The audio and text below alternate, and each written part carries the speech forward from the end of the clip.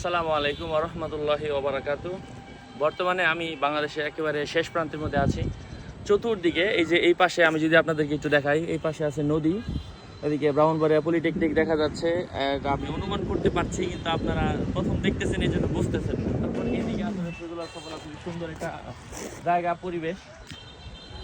তারপর এটা হচ্ছে মাধবপুর সম্পূর্ণ এলাকা, আর এটা হচ্ছে ইন্ডিয়ার এতটাই কাছে যার কারণে আগরতলা এয়ারপোর্টের আমরা কিছু বাতি দেখতে পাচ্ছি। আপনার যদি আমি লোকেশনে একটু দেখাই খুব শর্টকাটে, এই যে এখানে আছি আমি, এখান থেকে সর্বোচ্চ 10 কিলো এই যে আগরতলা এয়ারপোর্ট এখানে দেখা যাচ্ছে।